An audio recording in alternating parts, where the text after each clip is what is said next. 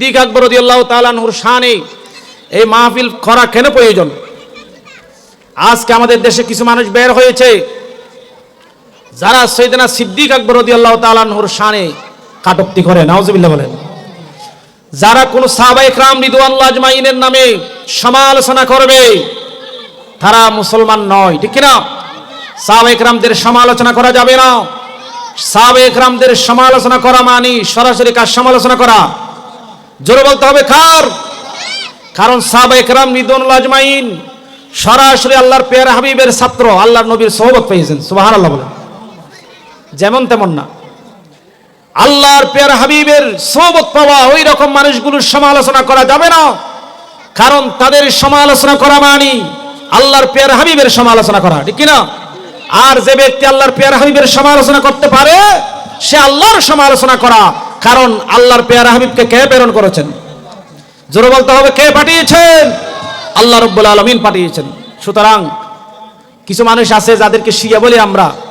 ওই দিনে আলেমা বলছে যে আহলে বাইতকে নামাজে সালাম দেওয়া হয়, সিদ্দিক আকবর করতে সালাম দেওয়া হয় না, নাউজুবিল্লাহ বলেন। এগুলো যদিও বা সুন্নি দাবি করে, শিয়ার সাথে সুন্নির সাথে মুসলমানের সাথে কোনো সম্পর্ক নাই। কারণ সিদ্দিক আকবর রাদিয়াল্লাহু তাআলা আনহু এমন মানুষ যাকে আল্লাহর নবী নিজেই সাহাবা বলে, আল্লাহ রাব্বুল আলামিন নিজেই সাহাবা বলে ঘোষণা করেছেন, সুবহানাল্লাহ। আল্লাহ রাব্বুল আলামিনের প্যারা হাবিব সরকারে দু আলম সাল্লাল্লাহু আলাইহি ওয়াসাল্লাম আমার নবী যখন মদিনা শরীফ হিজরত করলেন, মদিনায় পাক হিজরতে চলে যাবেন, ওই হেরা গুহাতে যখন অবস্থান করতেছেন ওই গর্তের মধ্যে ঢুকে গেলেন। এরপরে দেখা যাচ্ছে কাফেরদের পদচিহ্ন আওয়াজ শোনা যাচ্ছে। সিদ্দিক আকবর বললেন, ইয়া রাসূলুল্লাহ, ইয়া হাবিবাল্লাহ, এখন তো আমরা এই গাতের মধ্যে প্রবেশ করলাম, এই গর্তের মধ্যে প্রবেশ করেছি, ইয়া রাসূলুল্লাহ, ইয়া হাবিবাল্লাহ, তাদের আওয়াজ শোনা যাচ্ছে, পদচিহ্ন শোনা যাচ্ছে। ইয়া রাসূলুল্লাহ, ইয়া হাবিবাল্লাহ, হয়তো আমরা তো ধরা খেয়ে যাব মনে হয়। আল্লাহর নবী রাহমাতুল লিল আলামিন, আল্লাহর নবীকে কথা বলার পরে স্বয়ং রব্বুল আলামিন আয়াতে কারিমা নাজিল করে দিলেন, ইয ইয়াকুলু লিসাহিবিহি লা তাহজান ইন্নাল্লাহা মা'ানা। সুবহানাল্লাহ বলেন। আল্লাহ বলেন, ওগো আল্লাহর পেয়ারা হাবিব, ওগো সিদ্দিক আকবর, এই গর্তের মধ্যে শুধু তোমরা দুইজন নয়, তোমাদের সাথে আমি আল্লাহ আছি।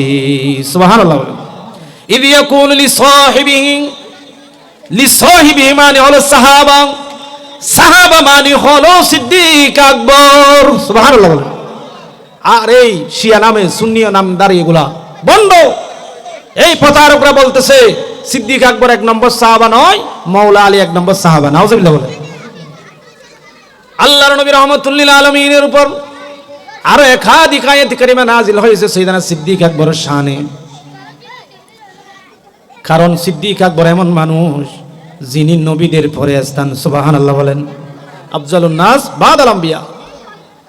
এই সিদ্দিক আকবরকে নিয়ে তারা কথা বলে, তারা বলে নামাজে আহলে বাইতকে সালাম দিতে হচ্ছে।